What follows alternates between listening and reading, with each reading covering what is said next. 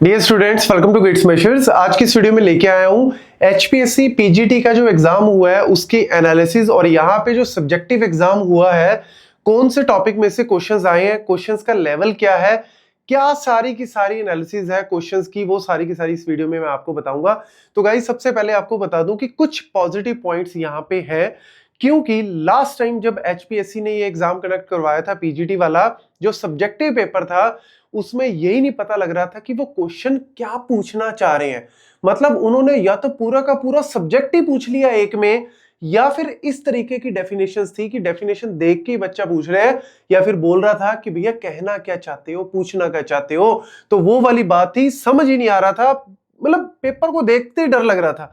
तो एटलीस्ट हमने काफी उसके ऊपर वीडियोस भी बनाई थी, तो एचपीएससी वालों ने मे भी सुन लिया होगा, हमारी नहीं तो किसी और की सुन ली होगी। बट कहीं ना कहीं जो है वो इस बार पेपर में एक एडवांटेज क्या है कि क्वेश्चंस जो है वो तरीके से पूछे गए हैं। क्वेश्चंस का लेवल अभी भी मीडियम टू हार्ड ही है, मीडियम टू डिफिकल्ट ही है, इसमें कोई डाउट नहीं है। लेकिन मैं बात कर रहा हूं क्वेश्चन के पूछने के तरीके की। तो क्वेश्चन के पूछने का तरीका इस बार जो है वो बड़ा सही रहा है, और साथ ही साथ ऐसा नहीं कि एक पूरा क्वेश्चन 10 नंबर का दे दिया जी, उसमें भी डिवाइड कर दिया है, किसी में 2 पार्ट्स है, किसी में 4 पार्ट्स है।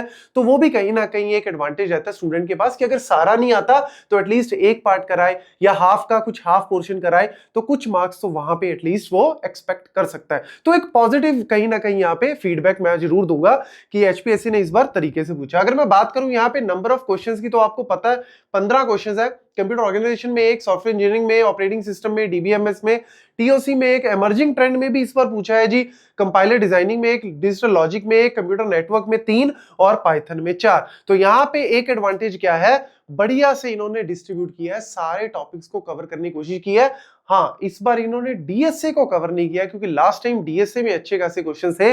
इस बार डीएसए के अंदर क्वेश्चन जो है वो पता नहीं इनको क्या उसके अंदर दिक्कत आई कि भैया क्वेश्चन बना नहीं पाए या क्या था, बट चलो ठीक है फिर भी। और अगर मैं बात करूं पाइथन की, तो भैया पाइथन आपको मैं हमेशा हर वीडियो में स्टूडेंट को बोलता हूं, आने वाले स्टूडेंट्स को भी बोलूंगा कि जो आगे तैयारी करेंगे, कि यार हर एक क्वेश्चन पेपर का, हर एक सिलेबस का जो सबसे इंपॉर्टेंट पार्ट होता है वो हमेशा प्रोग्रामिंग होता है।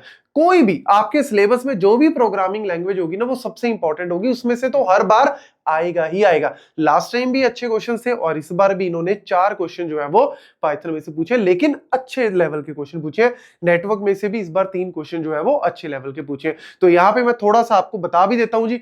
जैसे पहला क्वेश्चन जो आया हुआ है डायरेक्ट मैपिंग के ऊपर, जो कि कंप्यूटर ऑर्गेनाइजेशन के ऊपर आया हुआ है, और इसी का मिलता जुलता बिल्कुल ऑलमोस्ट सेम टाइप का क्वेश्चन ही गेट में 2006 के एग्जाम में भी आया हुआ है। बस उसमें थोड़ा सा कुछ और पूछा था, मतलब क्वेश्चन का जो था लेवल बिल्कुल वही है, पूछने का तरीका जो है वो वही गेट लेवल का है। लेकिन एटलीस्ट अगर बच्चे ने डायरेक्ट मैपिंग पढ़ी हुई है, उनको पता है row major order, column major order, तो इस क्वेश्चन को वो कहीं ना कहीं सॉल्व कर सकता था। और यहाँ पे भी ए बी पार्ट्स में इन्होंने पूछा हुआ है, तो मतलब डिवाइड भी कर सकते हैं कि ए पार्ट हो गया, बी नहीं हुआ, तो एटलीस्ट कुछ मार्क्स तो मेरे को यहाँ पे मिलेंगे। अगर मैं बात करूं यहाँ पे डिजिटल लॉजिक में, तो डिजिटल लॉजिक में भी इस बार अच्छा क्वेश्चन है, थोड़ा सा मतलब लेंथी क्वेश्चन भी है, हार्ड तो मैं ज्यादा नहीं बोलूंगा। हाँ, बी वाला पार्ट थोड़ा सा ट्रिकी पार्ट है, बट ए वाला पार्ट बिल्कुल सिंपल है। आपको पता है कि भाई मेरे पास गेट्स दिए हुए हैं, गेट्स के हिसाब से, और फाइनली मल्टीप्लेक्सर दिया हुआ है, सिंपल 2x1 का आउटपुट निकालनी थी, और उस आउटपुट को मिनिमाइज करना था। चाहे आप सिंपल कर लो, चाहे के मैप से कर लो, वो इजीली आप कर सकते थे।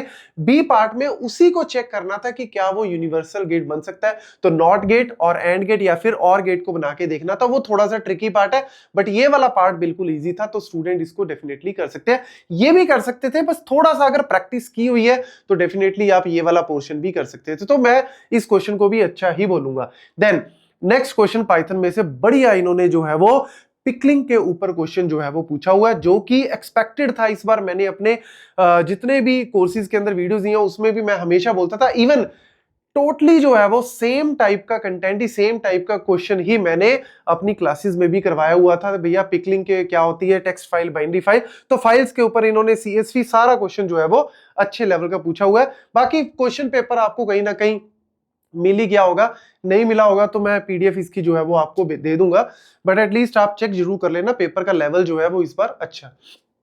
देन पाइथन के अंदर एक और क्वेश्चन यहाँ पे आया हुआ है, और ये क्वेश्चन भी बड़ा अच्छा लगा मेरे को, क्योंकि इस क्वेश्चन में भी सीधा सीधा इन्होंने आउटपुट के बारे में पूछा हुआ है और यहाँ पे टाइप कास्टिंग, टाइप एरर और बड़ा सिंपल, मतलब इसमें कोई भी लंबा चौड़ा कुछ नहीं है। बेसिक पाइथन अगर किसी को आती है वो कुछ ना कुछ पोर्शन इसका जरूर कर सकता था। देन अगर मैं बात करूं अगेन पाइथन का जो क्वेश्चन आया हुआ है, अगेन सिंपल यार, आपको type A, int A, B, C कुछ नहीं करना इसमें, सिंपल आपको जो है वो पता होना चाहिए कि भैया जो इंटीजर क्या रिटर्न करता है, फ्लोट क्या रिटर्न करता है या फिर बुलियन क्या रिटर्न करता है। ये वाला क्वेश्चन भी इजी था। और फिर इसके बाद एक क्वेश्चन आया हुआ था यहाँ पे कि भैया मेरे को निकालना है कि एरर्स कौन कौन सी है मेरे क्वेश्चन में, मेरे प्रोग्राम में कौन कौन सी एरर है। ये भी कोई बहुत मुश्किल क्वेश्चन नहीं है, ये भी क्वेश्चन बच्चे इजीली कर सकते हैं। हाँ, थोड़ा सा डिफरेंट आप ये कह सकते हो कि कुछ पार्ट, जैसे इसमें 4 पार्ट पूछ लिए तो हो सकता है कि 2.5 का हो गया।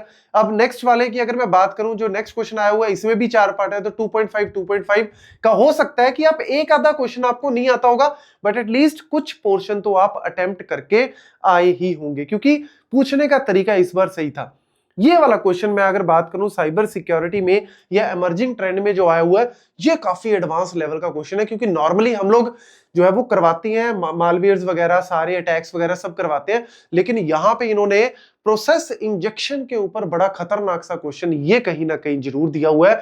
तो ये स्टूडेंट को थोड़ा सा परेशान कर सकता है, क्योंकि ऑपरेटिंग सिस्टम कैसे जो है वो हैक करके हम लोग प्रोसेस को इंजेक्ट करते हैं, मालवेयर इंजेक्ट करते हैं, ये क्वेश्चन थोड़ा सा मेरे को भी लगा कि यार ये डिफिकल्ट लेवल का क्वेश्चन है। मतलब अच्छा खासा अगर किसी को नॉलेज है साइबर सिक्योरिटी का, वही अटेम्प्ट कर सकता है। देन अगर मैं बात करूं नेटवर्क में से, नेटवर्क में से तो भैया मजा दिलवा दिया इन्होंने। तीनों क्वेश्चन जो थे बिल्कुल इजी लेवल के पूछे थे। मतलब ऐसा भी नहीं कि जिसको आता है सिर्फ वही कर सकता है, जिसने पढ़ा हुआ है वही, बट एटलीस्ट ये था कि मोटिवेशन कहीं ना कहीं स्टूडेंट को मिला होगा जब इन क्वेश्चंस को सॉल्व किया होगा, क्योंकि बिल्कुल जो है वो सीधा सीधा प्रोपेगेशन डिले, ट्रांसमिशन टाइम के ऊपर जो है वो क्वेश्चन, टोपोलॉजी के ऊपर सिंपल क्वेश्चन, कितनी वायर होगी, या फिर इसको मैं खैर अलग से सारे क्वेश्चन को सॉल्व भी करवाऊंगा, अदरवाइज ये वीडियो बहुत लंबी बन जाएगी, इसलिए मैं जस्ट बेसिक आपको बता रहा हूं।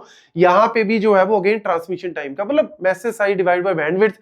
अगर आपको मैसेज का साइज निकालना आ गया, बैंडविड्थ पता है, तो आप ऑब्वियसली ट्रांसमिशन टाइम, इसमें प्रोपेगेशन डिले इजीली निकाल सकते हो। इसमें थोड़ा सा बस फंडा था जो आपका पाइपलाइनिंग का कॉन्सेप्ट था कि भैया 4 नेटवर्क मतलब 4 लिंक्स में से मेरा पैकेट जा रहा है, तो मेरा टोटल टाइम यहां पे निकालना था। ये वाला क्वेश्चन भी कहीं ना कहीं इजी ही मैं बोलूंगा, मतलब मीडियम लेवल का मैं बोल सकता हूं।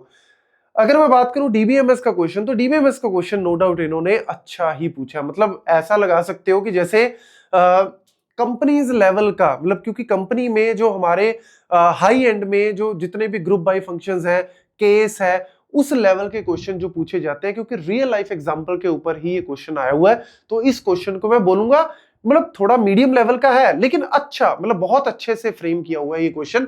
ये भी मैं अलग से इसके ऊपर वीडियो बनाऊंगा कि कैसे कैसे इसको सॉल्व कर सकते हो। ये मेरे को बड़ा अच्छा क्वेश्चन लगा। देन जो आपका सॉफ्टवेयर इंजीनियरिंग में से भी इन्होंने तरीके से क्वेश्चन पूछा हुआ है, ऐसा नहीं कि डायरेक्ट एसडीएलसी कोई मॉडल को एक्सप्लेन कर दो, आपको सिनेरियो दिया हुआ है और उस सिनेरियो के बेसिस पे पूछा हुआ है कि कौन सा मॉडल लगा सकते हो, कौन सा मॉडल सुटेबल नहीं है और क्यों नहीं है। ये क्वेश्चन का लेवल भी मेरे को बढ़िया लगा, तरीका बहुत अच्छा था। ऐसा नहीं कि अंडरस्टैंड कुछ भी बोल दिया और बच्चे लिखते रहो भैया फालतू में, नहीं, बच्चे को पता है कि मेरे को कितना लिखना है, क्या लिखना है और उस चीज को मैं 4 पेजेस में कैसे कवर कर सकता हूं। तो ये वाला मेरे को जो है वो पेपर डेफिनेटली बहुत सही लगा। और फाइनली अगर मैं बात करूं सॉफ्टवेयर इंजीनियरिंग के बाद हमारे पास नेक्स्ट क्वेश्चन आया हुआ था, इसके अंदर ये आया हुआ है यहाँ पे, ये बढ़िया क्वेश्चन है जी। ऑपरेटिंग सिस्टम में मैं हर बार जोर देता हूं कि भैया जो आपका सीपीयू शेड्यूलिंग है उसके ऊपर क्वेश्चन आता है, तो एफसीएफ और एसजीएफ के ऊपर सीधा सीधा क्वेश्चन है, कोई किंतु परंतु वाला काम नहीं है। तो जिसने पढ़ा होगा, पता होगा कि कैसे सॉल्व करते हैं, वो मजे से इस क्वेश्चन को करके आया होगा। देन डीएफए डिजाइनिंग, मैं हमेशा स्टूडेंट को बोलता हूं कि भैया टीओसी में जब भी करके जा रहे हो डीएफए डिजाइनिंग जरूर करके जाना। तो डीएफए डिजाइनिंग में बढ़िया, मतलब जो L1 2 क्वेश्चन पूछे हुए 5-5 नंबर के, तो यहाँ पे जो पहला है वो तो बिल्कुल ही इजी पूछा हुआ है। L2 वाला अगर स्टूडेंट को समझ आ गया होगा कि किस तरीके के मेरे को डीएफए बनाना है, ये भी बिल्कुल इजी क्वेश्चन जो है वो यहाँ पे पूछा हुआ है। भैया लास्ट 2 सिंबल सेम होने चाहिए और यहाँ पे थर्ड सिंबल एक्स होना चाहिए, मैक्सिमम हाइट जो है वो इतनी, मतलब मैक्सिमम लेंथ इतनी होनी चाहिए। ये भी आपका जो है वो कहीं ना कहीं स्टूडेंट को अगर ये वाला क्वेश्चन समझ में आ गया होगा L2 तो वो भी बना सकता है, अदरवाइज L1 तो बिल्कुल इजी था। और फाइनली जो कंपाइलर में सीधा सीधा उन्होंने LL1 पार्सर के ऊपर यहाँ पे क्वेश्चन दिया हुआ है। अगेन ये भी क्वेश्चन जो है वो मीडियम टू हार्ड, मतलब ये क्वेश्चन ऐसे हैं, मैं क्यों बोल रहा हूं, देखो ये तो एक्सपेक्टेड था ही कि पेपर इजी नहीं होगा, लेकिन एटलीस्ट पूछने का ढंग तो बढ़िया है ना। तो यस, इस बार पूछने का ढंग बहुत बढ़िया है, डिस्ट्रीब्यूशन बहुत बढ़िया से किया है, और ऐसा नहीं कि एक ही क्वेश्चन सीधा 10 नंबर का, उनको भी प्रॉपरली डिवाइड किया। हाँ, कुछ क्वेश्चंस हैं जो सीधा सीधा है, बट फिर भी मैक्सिमम क्वेश्चंस को इन्होंने प्रॉपरली डिवाइड करके डाला हुआ है। तो मेरे हिसाब से जो है वो इस बार कट ऑफ भी मतलब ठीक ठाक आनी चाहिए स्टूडेंट की, और ऑब्वियसली क्वालिफाई करना चाहिए जिन्होंने अच्छे से प्रिपेयर किया होगा। और नेक्स्ट वीडियो में मैं इसको सारे को एक्सप्लेन करके बताऊंगा, सारे क्वेश्चन। Thank you.